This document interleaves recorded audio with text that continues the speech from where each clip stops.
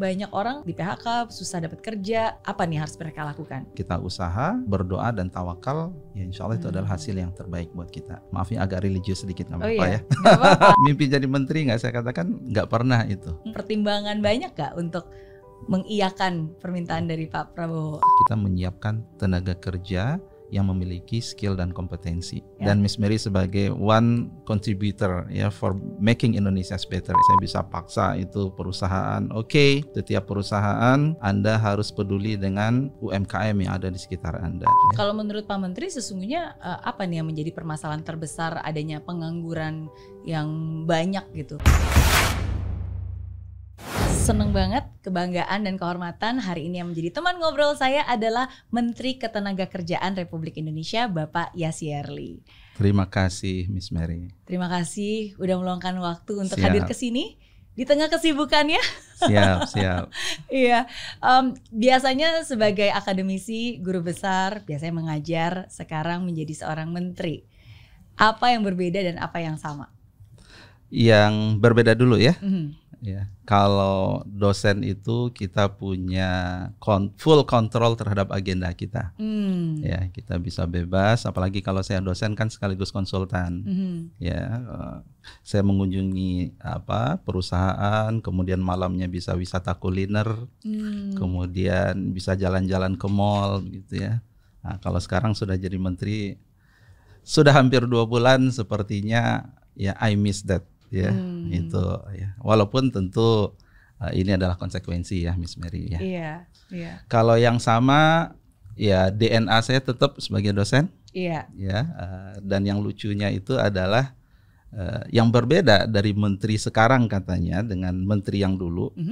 Saya itu punya whiteboard. Oh, ya, oke. jadi saya berusaha untuk menjelaskan sesuatu secara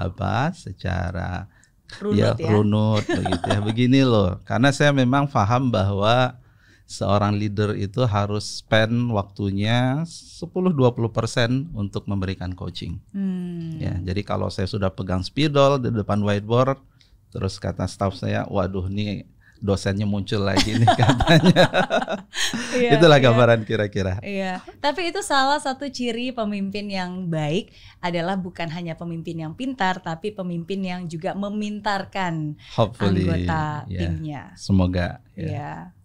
Karena kan kalau kita sendiri yang pintar, ya saya selalu percaya ya, kekuatan terbesar kita itu hanyalah kekuatan orang yang terkurangnya kita gitu. Jadi kalau misalnya ada satu tim, ya that is the missing link. Kepintaran kita cuma hanya sebatas kepintaran orang yang paling lemah di situ. Ya. Dan yang lucunya kemudian ya para staf itu kan ada dirjen, ada direktur ya. Jadi Pak Menteri kami harus nyatat ini ya, begitu ya, nyatatlah mereka begitu ya, kayak di kelas ya. Iya. Sebelumnya biasa ngajar apa Pak Menteri? Saya di prodi di ITB itu program studi teknik industri. Jadi saya ngajar S1, saya ngajar S2, ngajar S3 tentang teknik industri ya. Jadi ya walaupun sekarang kan sebenarnya ngajar itu lebih banyak kita pakai slide ya. Iya. Ya tapi tetap ya kita nulis di papan tulis ya. Iya, tetap feelingnya berbeda. Iya, dan ketika kita menulis pun juga berbeda feelingnya. Iya, dan itu juga memaksa mahasiswa untuk menulis juga. Karena zaman sekarang kan dengan teknologi, dengan AI, diam aja udah bisa ngerekod, mentranskrip, mensummarize sendiri bahkan. Iya, itu Miss Mary kayaknya lebih paham itu. Saya mau belajar tentang itu nanti. Iya. How to deal with millennial, how to deal with Gen Z dan seterusnya. Tapi at least kalau buat saya pribadi, Pak Menteri, karena walaupun dengan ada teknologi, tapi tetap selalu harus bolpen dan kertas. Siap. Karena bagi saya itu salah satu cara yang paling efektif buat saya mendownload ilmu, ya, dan buat saya itu lebih cepat ya, karena mungkin ya karena saya orangnya mungkin kinestetik juga gitu, jadi harus ada gerakan juga. Good point itu harus ya. Oke. Tapi kalau saya boleh tahu, berarti kan sekarang hampir 2 bulan ya? Iya. Hampir 2 bulan lebih bahkan. Belum. Menghitung hari nggak nih? Menuju ke 2 bulan. Menuju ke 2 bulan ya. Gimana nih dalam proses menuju 100 hari pertama sebagai menteri? Iya, bagi saya tentu ini sebuah pekerjaan yang berbeda ya, yang berbeda. dengan tantangan yang juga ya lebih kompleks begitu ya. Ya tapi tadi ada satu semangat, saya yakin bahwa ya ini ada skenario dari Tuhan Yang Maha Esa. Kalau ini saya pasti bisa dan saya harus bisa. Kan tadi saya belajar dari Miss Mary itu, dari timnya gitu ya. Kita pasti bisa begitu ya. Jadi ya kita jalankan itu semua ya. Dan bagi saya juga kementerian ini bukan sesuatu yang berbeda jauh dari apa yang selama ini kami kaji, apa yang selama ini juga bidang penelitian saya, bidang konsultansi ya, dan ya kita jalankan itu.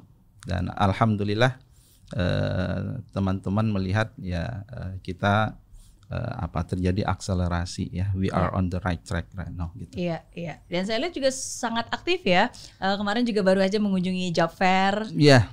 Tuh tiap minggu kita mau buat job fair tuh Miss ya. Iya. Jadi kesempatannya sudah ada, udah dibuat juga, dan banyak partisipannya juga gitu ya. Jadi sesungguhnya dari pemerintah sendiri, dari kementerian sendiri tidak pernah kurang untuk memberikan kesempatan. Ya, peran pemerintah harus hadir.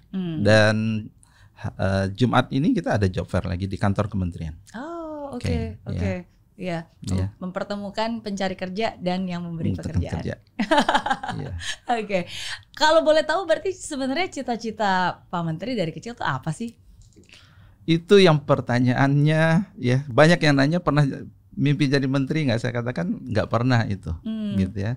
Jadi mimpi karena orang tua saya memang dosen ya, dua-duanya. The good thing saya lihat dari dosen itu tadi dinamis, gitu ya. Kita yang menentukan kita mau ya fokus kemana, kita mau kerja apa, gitu ya. Walaupun kata orang sih, itu mah alasan tuh karena sering ketemu mahasiswi katanya begitu. Ya enggak juga ya sebenarnya ya. Sehingga ya dosen bagi saya. Jadi sebelum selesai kuliah S1 itu saya sudah punya niat emang jadi dosen. Kemudian konsultan, ya artinya menariknya dosen dan konsultan itu ya, saya seneng tulisan Miss Mary tadi ya, giving impact. Ya, artinya kita udah satu vision lah, satu mission di situ. Jadi memang cita-cita dari kecil pengen jadi dosen, pengen jadi pengajar, dan berkecimpung di dunia akademisi. Oke. Dan ketika hidup menempatkan Pak Menteri di tempat yang sekarang, itu butuh pertimbangan banyak gak untuk mengiyakan permintaan dari Pak Prabowo? Ya, kalau kementeriannya Ketenagakerjaan sulit bagi saya untuk mengatakan tidak ya. Karena kementerian ini juga saya sudah kenal lama juga Miss Mary ya. Jadi kami berhubungan dengan kementerian ini terkait tentang research ya, usulan regulasi, usulan kebijakan itu saya sudah kenal lebih dari 10 tahun sih. Ya, jadi saya sudah kenal dengan beberapa pejabat, saya juga kenal dengan tokoh-tokoh yang bergerak di ketenagakerjaan, keselamatan kerja gitu ya. Dan bagi mereka menariknya bukan surprise juga gitu ya. Prof Yasirli ya jadi menteri, ya selamat katanya. Nah, kita sudah duga atau kita ya bagi kami bukan sesuatu surprise begitulah. Iya, ini sesuatu hal yang memang natural. Karena ya disitulah progres selanjutnya untuk benar-benar memberikan impact dan dampak. Karena kan selalu akan ada perbedaan dari akademisi atau profesional dengan benar-benar ada di pemerintahan yang mengeksekusi kebijakan itu. Susah nggak untuk bisa mengeksekusi segala hal yang direncanakan? Ya, susah pasti ya. Susah. Apa tantangan terbesarnya? Ya, tantangannya adalah kalau sebelumnya dosen kan dosen itu center ya, ya bahkan mahasiswa itu jadwal ngikut ke dosen, gitu ya. Artinya stakeholder saya hanya mahasiswa. Kalau kemudian sekarang di Kementerian Ketenagakerjaan stakeholdersnya itu ya lebih banyak, ya ada teman-teman pekerja. Kita ingin meningkatkan kesejahteraan mereka, tapi kemudian Apindo juga kita ingin daya saing industrinya. Kemudian juga ada teman-teman di legislatif yang kemudian kita juga harus mampu ya membangun kemitraan kolaborasi. Ada kementerian lain ya, karena tentu satu kementerian itu tidak bisa berdiri sendiri. Ya, kita yang harus proaktif. Ya, apa yang bisa kita kolaborasikan. Kita juga harus melihat apa peluang kita kerjasama dengan lembaga-lembaga training, lembaga-lembaga vokasi. Jadi stakeholdersnya lebih banyak dan kita harus bisa keluar dengan sebuah langkah yang strategis dan memberikan impact.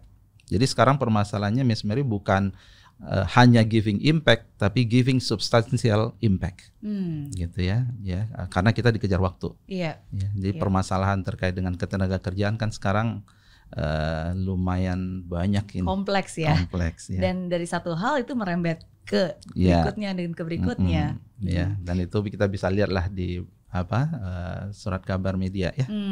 Itulah tantangannya. Berarti apa yang menurut Pak Menteri substantial impact? Itu contohnya seperti apa di ketenagakerjaan? Iya, contoh sekarang misalnya teman-teman itu sudah punya ekosistem atau model mulai dari ada vocational training, sertifikasi. Challenge kami adalah bagaimana membuat dia lebih masif, bagaimana membuat matchmaking dengan kebutuhan industri. Jangan sampai kita punya ratusan balai latihan kerja, latihan, kemudian tidak bisa termanfaatkan oleh industri. Nah, itu contoh. Kemudian regulasi misalnya, ada norma-norma ketenagakerjaan, gitu ya. Ini cukup banyak, gitu ya. Bagaimana kita bisa mensinkronkan, mengharmoniskan, dan itu memberikan solusi terbaik kepada teman-teman pekerja dan industri. Nah, itu contoh. Ya, jadi kalau bahasa keren anak muda sekarang good to great misalnya. Ya, itu saya nggak tahu tuh, belajar dari Miss Mary ini gimana ya. Dengan tantangan saat ini, good it's not enough. We got to be great. Benar ya? Betul. Betul. Dan kalau since Prof, saya sebutnya kalau nggak Prof Yasirli, Pak Menteri nih, dua-duanya soalnya. Boleh, nggak masalah. Tapi since memang tadi Pak Menteri menyebutkan buku Good to Great, ya sesungguhnya itu sih mungkin yang kita sebagai Indonesia ingin lakukan dari Indonesia yang sekarang menuju Indonesia emas, ya kan? Tentu saja banyak PR-nya. Tapi salah satu poin yang menarik di buku Good to Great itu, saya selalu bilang adalah confront the brutal facts. Jadi artinya kalau memang kenyataannya memang pahit, ya harus dihadapi gitu. Tapi at the same time tetap punya unwavering faith gitu, tetap punya iman, rasa percaya yang besar bahwa ini tetap bisa dilakukan gitu. Nah, sekarang kalau kita lagi ngomongin tentang ketenagakerjaan di Indonesia, faktanya itu banyak yang sesungguhnya nggak enak untuk diucapkan. Contoh faktanya, pertama banyak pengangguran. Terus udah gitu, kalau pekerjanya bilang upahnya rendah, tapi pengusaha bilang ini ketinggian. Sebenarnya sebagai pengusaha kita sih oke untuk membayar lebih, asalkan kapasitasnya pun juga meningkat gitu, sepadan. Jadi ada banyak nih, belum lagi generasi Gen Z yang pertama udah susah cari kerja, terus udah dapat kerjaan dipecat pula karena tidak up to the standard. Gimana komentar dari Pak Menteri? Tadi harus kita hadapi. Yang lain misalnya kita punya 60% pekerja kita itu informal workers. Kemudian hampir 60% pekerja kita itu pendidikannya maksimum SMP. Ya itulah semua yang harus kita hadapi. Itu menjadi tantangan dan sekaligus ya menjadi energi buat kita. Gitu. Sesungguhnya yang kurang tuh lapangan pekerjaannya, atau memang orang-orangnya yang tidak cukup mampu sehingga ada gap itu. Karena kalau saya berbicara dengan pengusaha, contohnya kayak saya sendiri, saya selalu open for recruitment dan ingin mencari orang-orang yang tepat dan mampu gitu. Tapi kadang-kadang pasarnya yang tidak ada. Dua-duanya mungkin ya. Tapi walaupun benar juga Miss Mary, kalau pasar kan dalam negeri sama luar negeri juga ada. Dari beberapa negara itu mereka sudah sampai kepada kondisi aging society, aging country. Mereka butuh tuh. Jepang ada data mereka butuh sampai 800.000 orang gitu ya. Negara Korea juga sama gitu ya. Jadi itu ada gitu ya. Itu ada, tapi memang yang lebih dekat ke kami adalah bagaimana kita menyiapkan ya tenaga kerja yang memiliki skill dan kompetensi, soft skill dan hard skill ya. Itu dua hal juga begitu ya. Kita punya PR juga terkait dengan soft skill dan seterusnya. Oke. Dan itu yang sekarang sedang diusahakan dan dilakukan ya. Dan Miss Mary sebagai one contributor ya for making Indonesia better in that term. Thank you. Thank you. At least kalau apa yang bisa kita lakukan menyerap beberapa tenaga kerja ya dengan senang hati. Ya, tapi saya yakin lebih banyak lagi pengusaha-pengusaha yang kalau mereka menyerapnya tuh ribuan, puluhan ribu bahkan ratusan ribu. Itu yang kita coba nanti gitu ya. Ya ini bagi saya ini tetap juga ini adalah PR kita bersama ya. Saya sering sampaikan ini bukan ya memang Kementerian Ketenagakerjaan itu harus berada di garis terdepan gitu ya. Tapi ini adalah permasalahan kita semua gitu ya. Apalagi kalau kita isunya pengangguran gitu ya. Ya kementerian ini juga berada di hilir ya. Ada masalah bukan masalah ya. Ini ada terkait tentang kondisi ekonomi Indonesia, kondisi geopolitik internasional ya. Kemudian memang ekonomi yang sedang declining dan seterusnya gitu. Ya, jadi makanya ya ini adalah ya kesempatan semua elemen bangsa untuk berkolaborasi ya. Iya, dan nggak pernah ada effort yang sia-sia ya. Yes. Ya, jadi kita selalu mengupayakan yang terbaik lah. Ya salah satunya contohnya tadi kan dengan aktif memberikan job fair, menyediakan kesempatan lapangan pekerjaan. Ya, tapi ya at the same time yang bekerja pun juga harus memantaskan dirinya sehingga kesempatan dan kepantasannya itu match lah. Kita punya vocational training center yang kita sebut dengan balai vokasi dan produktivitas. Ada kita tersebar di beberapa kota. Jumlah itu 21. Kemudian ada ribuan balai latihan kerja yang dikelola oleh dinas provinsi, kota dan kabupaten. Nah, ini saya juga sudah lihat ini sebuah modalitas yang baik sebenarnya. Tinggal kita bicara nextnya itu efektivitas dan efisiensinya. Gitu ya. Seberapa sih kapasitas total itu semua, bisa nggak kita meng-create 1 juta lulusan dengan kompetensi yang benar-benar dibutuhkan di industri. Itu contoh ya, that's the challenge. Dan langsung dihubungkan ke usernya user ya. Industry. Mereka butuhnya apa, exact skillnya apa, langsung disiapkan nih biar bisa langsung terconnect dan semoga bisa langsung siap kerja. Tapi tetap dia align dengan pendidikan ya. Apakah SMK, apakah Politeknik, University, dan itu memang ada kementerian tersendiri yang kemudian juga kita harus melakukan koordinasi lah. Iya, memang harus dikoordinasi sih, karena kalau nggak jalan sendiri-sendiri susah nih, karena kan semuanya ini ya berkesinambungan tadi. Iya. Kalau dari pengalaman Pak Menteri sendiri, apa saat atau momen paling stres atau paling sulit yang pernah Pak Menteri alami? Waduh, ya. Kalau dulu tuh saya punya joke waktu di Amerika ya. Di Amerika itu waktu kuliah S3 ya. Di situ tuh teman-teman selalu bilang cukup sekali dalam seumur hidup. Once at your life itu 2 hal kata dia. Mengerjakan PhD ya, disertasi, dan yang kedua pindah rumah kata dia. Kalau sekarang yang ketiga nih saya tambah gitu ya, jadi menteri begitu ya.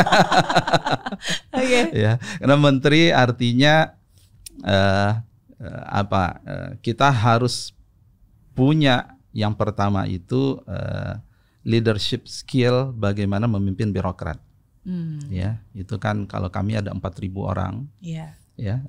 Kita harus pastikan bahwa birokrasi ini berjalan sesuai dengan aturannya. Ada isu terkait tentang penggunaan anggaran dan seterusnya, itu harus rapih, harus transparan, accountable, itu satu sisi. Yang kedua tadi, kita punya stakeholder eksternal yang juga kemudian mereka selalu menunggu ya, ini apa peran pemerintah, mana nih pemerintah gitu ya. Apalagi ini memang kementerian yang sangat-sangat berhubungan ya dengan pekerja ya, masyarakat. Ada yang PHK gitu ya, langsung komplain gitu ya. Pak Menteri, mana nih pekerjaan yang dijanjikan begitu ya. Jadi nanyanya itu mulai dari A sampai Z ini gitu ya. Tidak stres, tapi dalam artian ya itu menjadi sebuah challenge. Ya biasalah kalau itu adalah challenge yang baru kan artinya stres dalam artian positif ya. Artinya ya we got to focus on this issue gitu. Oke. Terus kalau seperti itu gimana caranya Pak Menteri untuk healing dalam tanda kutip caranya netizen sekarang kan katanya kalau stres butuh healing. Healingnya ya seperti ini. Ya, saya senang sekali kalau diundang podcast nih gitu ya bisa mendapatkan insight ya dari orang. Kemudian senang apa lagi ya kalau ada kegiatan-kegiatan yang memang saya senang mendengar gitu ya. Jadi disitulah teman-teman pekerja sekarang itu agak surprise kata dia. Ini menteri sekarang kok mau gitu ya berjam-jam duduk dengan mereka diskusi begitu ya. Yaitu bagian dari saya mendengar itu bagi saya sebagai suatu healing ya. Healing ya. Senang gitu. Artinya kita sampaikan ini loh masalah gitu ya, agar mereka juga empati dengan kita. Kemudian mereka juga bisa memberikan rekomendasi, saran. Bagi saya itu bagus lah ya. Iya, tidak banyak zaman sekarang ya apalagi ya, tidak banyak orang yang mau pause untuk listen and build a meaningful connection. Tapi bagi saya itu harus ya, dalam artian ya gini lah, kan salah satu kita manusia kan makhluk sosial ya. Ya, saya senang gitu ya, berarti ya ada kesempatan kita diskusi dengan orang gitu ya, kenal dengan orang, itulah bagian healing dari rutinitas gitu ya. Diskusi lagi ujungnya masalah ini gimana kita keluar dengan trade off terbaik antara A dengan B. Ini gimana kita bicara regulasi, bicara upah, bicara ini begitu ya. Iya, kadang tapi itu tantangan terbesar ya. Karena memang kita mendengarkan, tapi ya kita juga harus bijak memilih yang mana yang kita prioritaskan untuk diberikan solusinya, karena ya walaupun kita mendengarkan tapi kan kita juga nggak bisa menyenangkan semua orang. Ya contohnya kayak tadi gitu, misalnya ada pekerja tapi at the same time juga ada pengusaha. Nah itu gimana tuh membalance antara keduanya? Ya maunya healingnya sih jalan-jalan ke mall begitu ya, tapi kan nggak sempat lagi sekarang.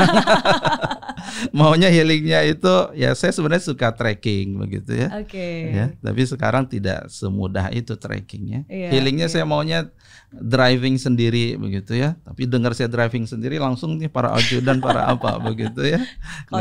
Concern begitu ya. Ya sudah. Jadi artinya kesempatan kita untuk doing something different, healingnya itu kan doing something different ya.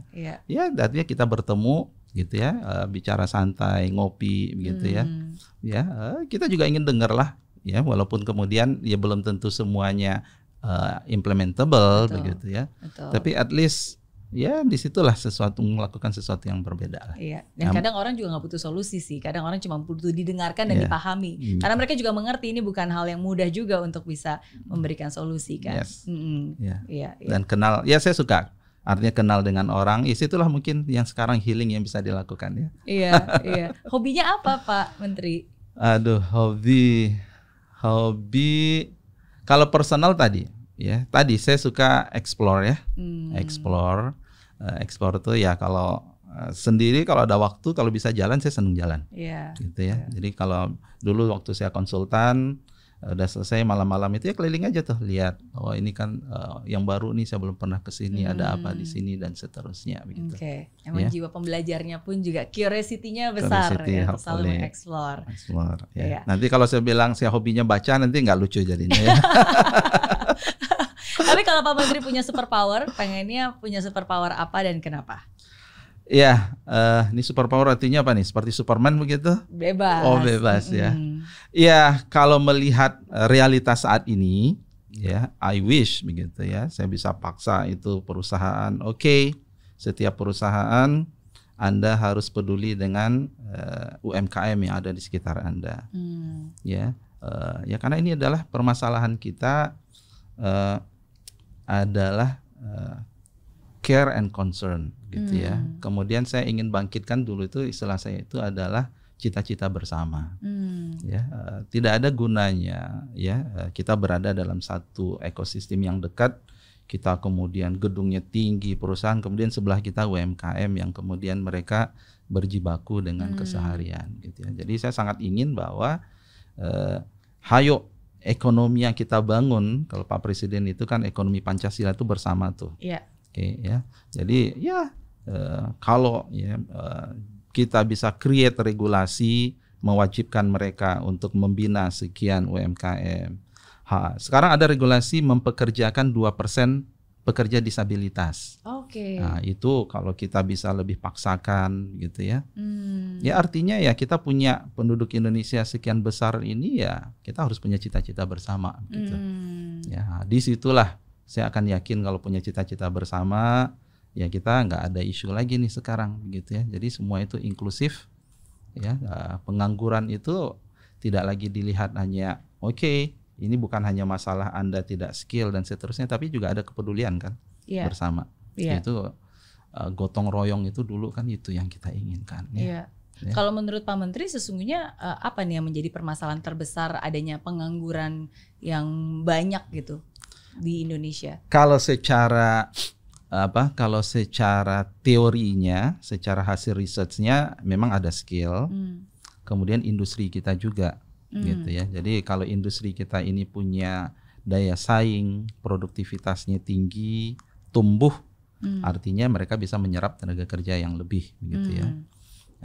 Ini yang akan kita coba galakkan tahun 2025, bagaimana kemudian kita concern dengan produktivitas. Kita akan gulirkan ya gerakan peningkatan produktivitas nasional. Ya, itulah yang menumbuhkan daya saing industri kita. Kemudian dari situ nanti ada bagian lain yang kita mempersiapkan tenaga kerja. Sinilah nanti kemudian terjadi ya match antara pekerja dengan dunia industrinya. Itu mimpi besarnya seperti itu ya.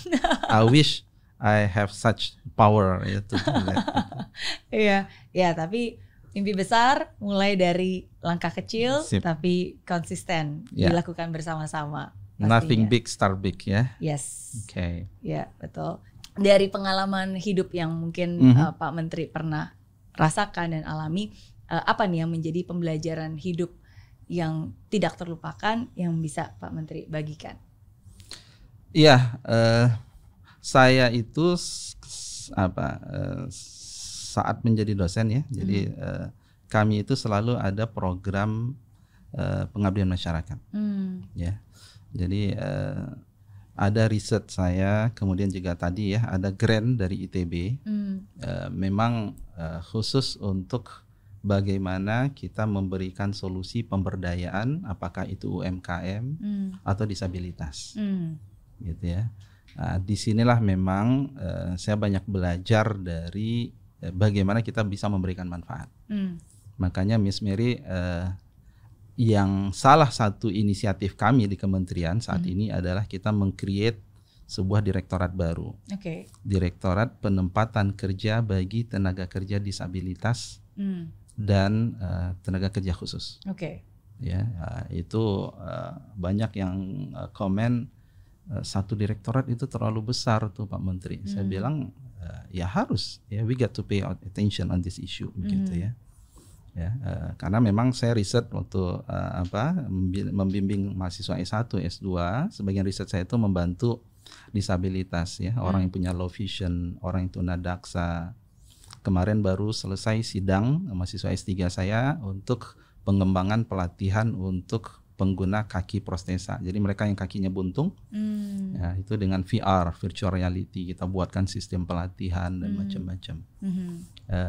Ya banyak hal inspirasi ketika kita berhubungan dengan mereka, ya, berhubungan dengan bagaimana mereka, ya, semangat mereka untuk berjuang. Ya. Dan kalau dengan UMKM itu ya, ini ibu kenapa sih bisnisnya cuman begini-begini, nggak takut ini nggak laku bahan dagangannya misalnya?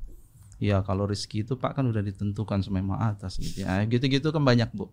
Ya Miss Mary ya. Jadi inilah yang bagi saya tidak boleh ya jauh dari mereka. Oke, jadi pemikirannya pun juga harus dibenarkan ya, tidak boleh pasrah tapi juga tetap harus ya, ada kalau usaha. Itunya, iya, ya. Nah, jadi itu yang kemudian tadi saya ingin membangun inklusivitas, saya ingin membangun kebersamaan, dan saya yakin kalau kita berinteraksi dengan mereka, ya banyaklah insight, banyak pembelajaran dari mereka sebenarnya. Kita nggak bicara kita ngajarin mereka, tapi pembelajaran yang hal-hal yang simple menurut saya sih itu bisa menjadi pembelajaran buat kita. Oke. Ya, ini bukan karena diwawancara ya, that's real ya.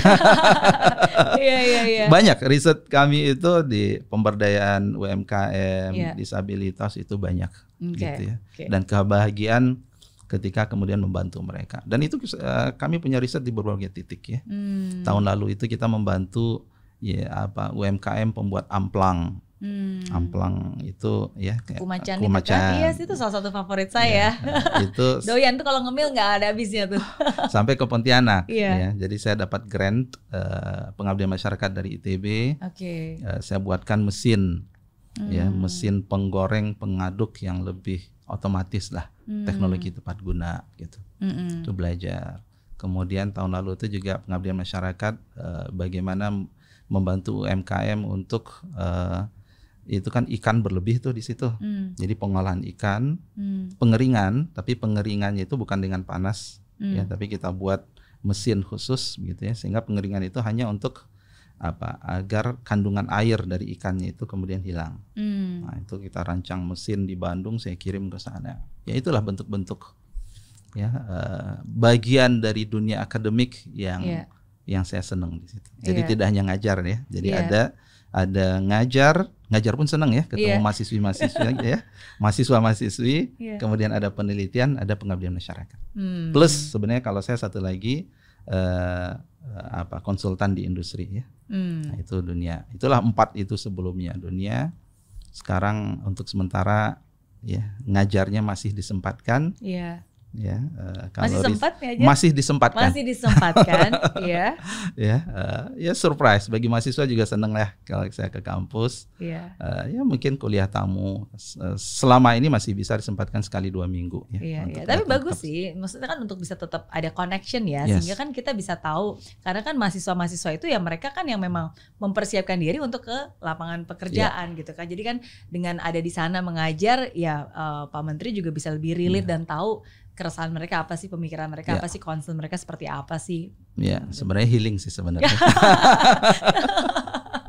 Iya. Ya, kalau ada ini kan menjelang penghujung tahun ya, bentar lagi menyambut 2025. Kadang banyak orang yang juga mungkin sebelum 2025 aja udah punya kekhawatiran tersendiri nih.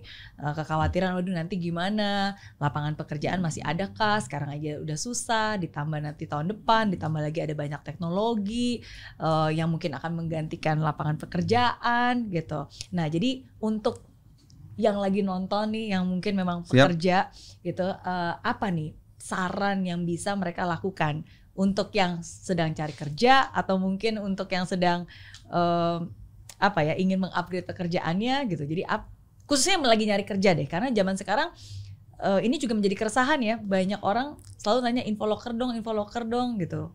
Banyak di PHK, susah dapat kerja. Apa nih harus mereka lakukan? Ya, yang pertama tentu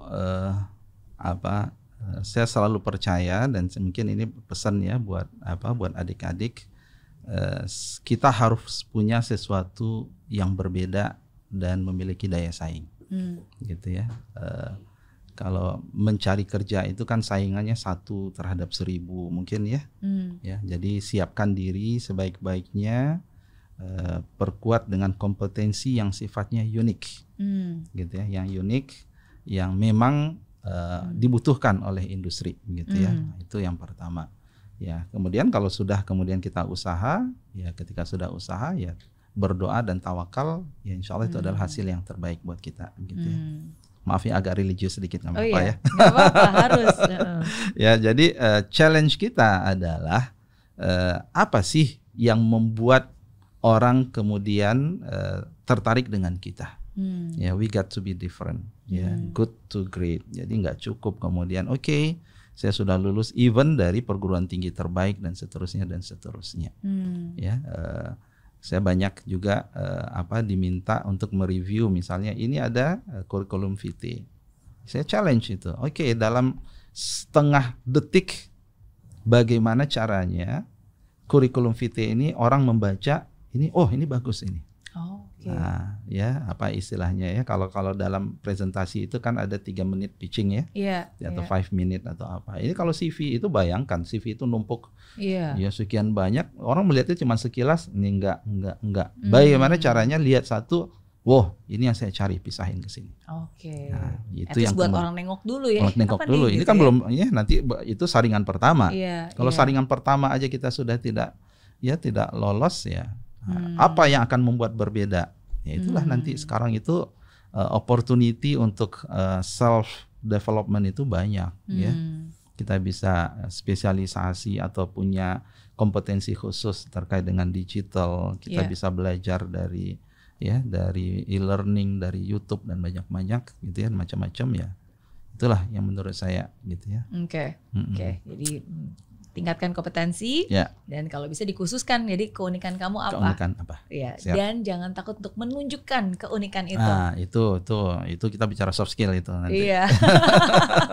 Iya, emang harus ditunjukkan sih, ya kan? Karena 80% of success is about showing up. Kalau kita muncul aja enggak, ya gimana orang bisa tahu ada muncul talentanya. Motivatornya di sini ya. Tapi benar itu saya selalu bilang. Kan kadang-kadang ada banyak juga orang nanya, Miss Mary gimana caranya untuk bisa dapat kerjaan, gimana cara supaya jualan tambah banyak, gimana cara supaya saya dapat jodoh. Pokoknya semua pertanyaan tentang kehidupan pengen sukses. Saya bilang, ya 80% of success is about showing up. Kamu muncul nggak? Kalau kamu muncul aja enggak, ya orang nggak akan tahu kamu di situ. Gimana dapat promosi jabatan kalau kamu aja nggak pernah menunjukkan pekerjaan kamu? Ya kan, gimana kamu bisa dapat pekerjaan kalau kamu muncul kurikulum vitae-nya aja, ketok pintunya aja enggak gitu kan? Dan untuk muncul harus sesuatu ada yang dimunculkan. Betul. Gitu. Itu sebelumnya. Ya, itu sebelumnya. Makanya perbanyak kompetensi, tahu keunikan, jadi bisa kemudian show up. Bagus. Thank you sudah menjawab pertanyaan-pertanyaan saya, Pak Menteri. Terima kasih kembali. Sebagai hadiahnya, Pak Menteri boleh nanya satu pertanyaan untuk saya. Oke. Saya tanya balik boleh ya? Boleh. Ya, kalau tadi Miss Mary nanya 5 tokoh, saya nanya 1 tokoh aja. Bukan tokoh sih, 1 orang boleh ya? Boleh. Ya, apa pendapat Miss Mary tentang Menteri Ketenagakerjaan kita yang baru? Boleh gak itu nanya ya? Boleh. Bagi saya, ini my first impression ya. Pertama kali ketemu dengan Pak Yasirli, very humble, sangat rendah hati. Saran deh kalau gitu deh. Kok saran? Enggak. Karena tapi menurut saya, ini terus terang ya, karena menurut saya humbleness itu adalah pintu dari berbagai macam hal gitu. Karena very approachable, very warm gitu kan. Awal saya udah deg-degan nih, aduh mau ketemu profesor Menteri, gitu ya kan profesor, Menteri Ketenagakerjaan gitu kan. Saya pikir turun ke jalan demo gitu ya. Enggak ya.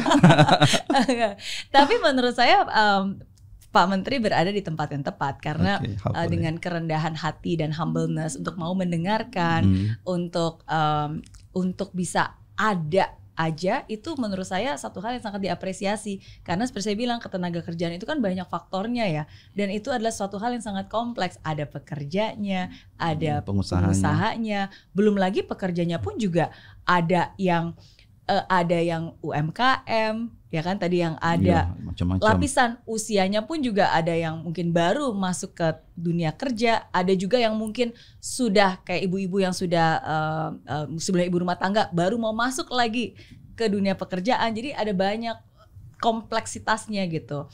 Dan ketika punya seorang pemimpin yang mau mendengarkan, dan setelah itu bukan hanya mendengarkan aja, tapi kan dirumuskan, dicerna, terus apa nih solusinya. Apalagi tadi Pak Menteri juga bilang, wah selalu ada whiteboard, berarti kan diseriuskan nih. Apalagi sebagai akademisi kan juga tahu outputnya mana, runut gitu, ada frameworknya. Kalau di akademisi apalagi profesor, pasti kan ada frameworknya ya. Jadi ya menurut saya itu sih satu my first impression about Menteri Ketenagakerjaan. Enggak boleh pertanyaan follow up question ya. Follow up question? Enggak cukup. Makasih banyak. Iya. Tapi don't worry Pak Menteri, you are not alone.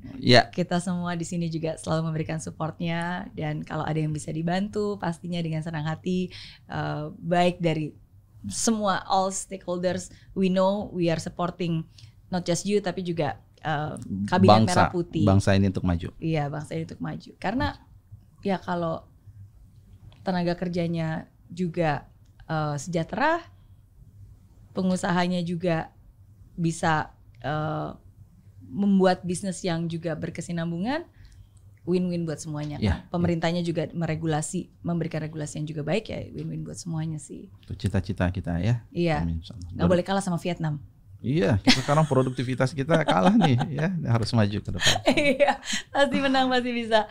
Thank you, terima kasih. Sama-sama, terima Menteri. kasih banyak kesempatannya ya. Semoga nanti kita bisa ketemu lagi. Sama-sama. Tuhan berkati. Thank you.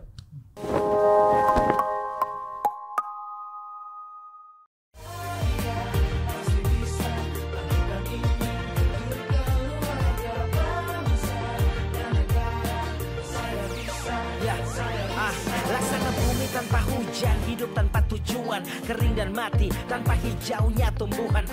Demikian kalau mimpi tak kunjung terjadi.